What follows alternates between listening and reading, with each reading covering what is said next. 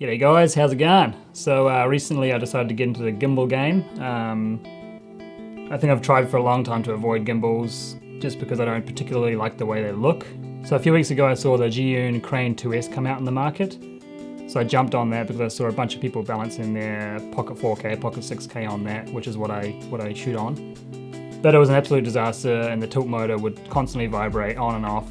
I'd balance it to be perfect 1 minute, and then I'd take it off, put it back on, the next minute it's out of balance and vibrating. So I sent that back as soon as I saw DJI come out with a new gimbal, and I thought I'd give that a crack because I've heard very good things about their gimbals.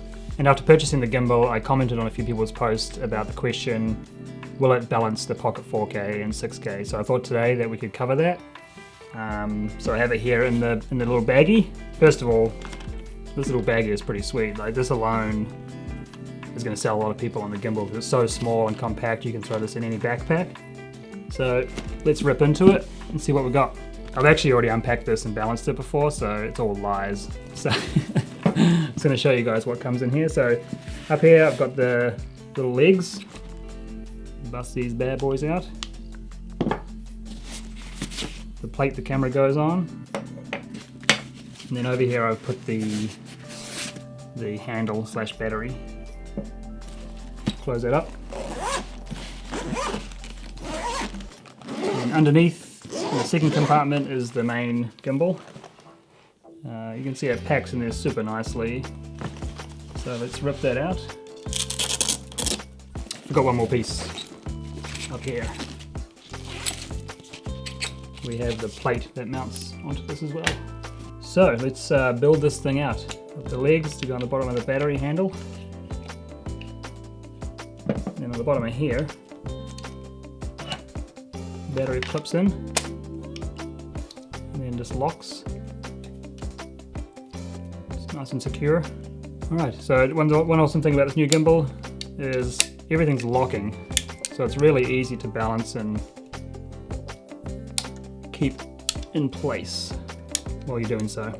So I thought I'd start with a half cage. Pretty much everyone with these cameras runs a cage, either it's half cage, full cage. Some people don't bother with any, but I assume that everyone's going to be using some sort of a cage. So the gimbal's new design comes with 2 plates, so you can just mount the camera straight to here and onto the gimbal, or you can mount the camera to the Arcus plate, slide that onto here, and then this onto the gimbal. This is really handy for some people that use Arcus. I personally do with my B cam, which is what this is going to be, so it's going to work perfect. So we'll get this on here. So yeah, through the Arcus plate on the bottom of my cage. That's good to go. I'm going to grab this plate, slide it on here. Get the camera nice and close to the edge there. Referring to nice and close to the tilt motor. By the way, this isn't going to be a crazy technical review because that's just not what I do, so we're going to keep it pretty practical, balance it up, and then in part 2 I think we'll go outside and get some shots with the actual gimbal in the forest or somewhere. Cool, so now the camera's on the gimbal, everything's locked off. I'm going to grab my SSD and I just have this velcroed on here for this purpose. I'm going to press that down on the velcro there. Cool, so that's good to go on there. And now we basically want to start balancing it, so start with this tilt motor here. Obviously need to bring it back. What's awesome on this gimbal, I don't know if you can quite see, but it has this little piece here, and you can tilt this back and forth for fine tuning. It's really handy. That looks good. No, it doesn't. Back a bit more. Forward more. Gimbals are amazing. I love these things. Pretty good. Lock that off. We go to this motor here. It's tilting back, so we want to loosen this one and slide it forward. Look at that. Bloody good. That's good. That's good. That's good. So now we can lock this one off and move to this rear motor. Unlock that. Whoop. We're way off here, so we want to loosen this. So you can see, loosening this one here. And we want to slide it back this way. One thing with these new carbon fiber arms is it's actually much easier to slide back and forth, which has been a bit of a breeze. Cool, so we're pretty good there. Lock that off. And now we want to do this motor here at the bottom.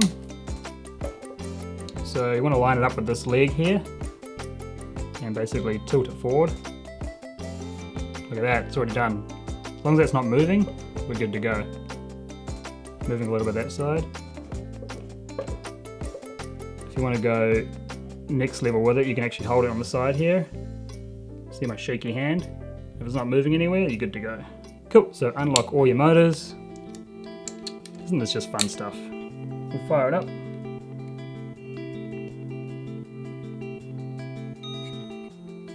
There we have it. Run a quick auto tune. Sounds great.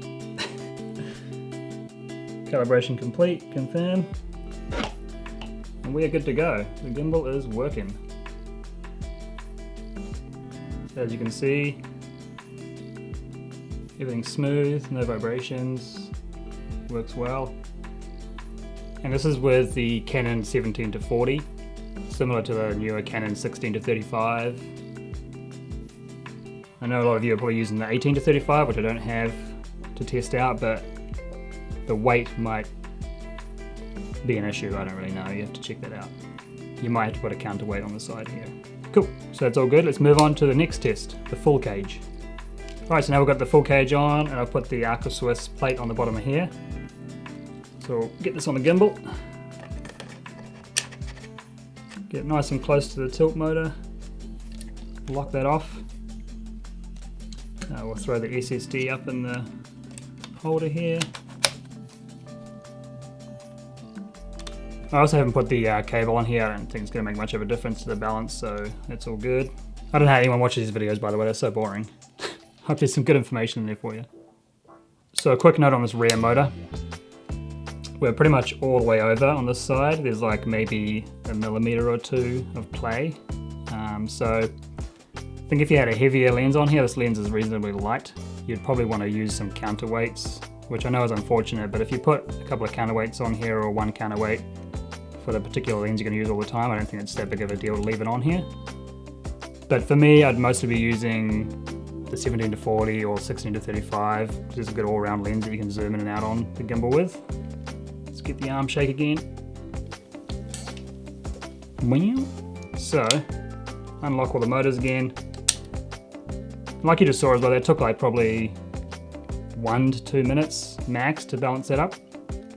And we're all good with the full cage and the SSD on the top. So let's fire it up. Seems bloody good. Run a little calibration. Calibration complete. We're all good. Calibration so as you can see, it's all balanced up. I don't know if you can see on that B cam there, like this is very close. I don't know if you can see on that B cam. So if you did want to, or need a little bit more room there for any reason, I'd imagine you'd need to put a counterweight on here. But for me personally, I'd probably just be running the half cage for the B camera. It runs on the B cam tripod and also for the gimbal. But everything seems to be working great. No vibrations, no weird noises. Everything's good. One thing that sold me on this gimbal as well is this really nice new touch screen. I'm not going to dig into it too deeply, but you basically swipe through and you've got your different modes. I also set all my modes custom because I like things to be slow, like even the slow mode on the different motors is a little bit fast for me. So I set it to around about 5 to 15%. And that gives you a much more natural motion for when you're turning. You can turn it faster if you need it to, but nice slow movements. Obviously you have all the standard modes, like the one I have in now is mode 1, which is just your standard tilt and it stays steady when you bring it down. Click the mode button here, goes into mode 2. This is going to move with all your movements, which I've been really enjoying over the past week. And double click to bring it back to the center. Mode 3 is the same again, I think, but it will actually tilt as well, side to side, and it seems a little bit faster. It's probably because I haven't changed the settings yet, because I haven't used this one. and then back to mode 1. There is vortex mode in there as well, but I don't actually know how to do that. I don't particularly care. You can also double tap it to bring it back to center, triple tap to bring it around to selfie. If you feel like vlogging with this thing, but no thanks. Double tap to bring it back around to center. So that's part 1 of this, balancing the Blackmagic Pocket 4K. I'm sure it'll work just the same with the 6K. And in part 2, we'll get out there and shoot some footage and see how it all looks. Cheers, guys.